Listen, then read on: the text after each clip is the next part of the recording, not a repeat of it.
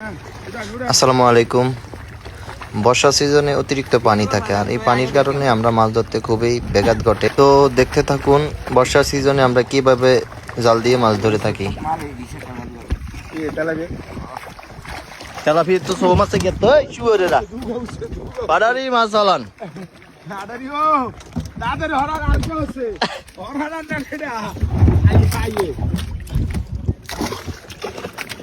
ডরাই তো কাটারে বিলেটের মতন বাস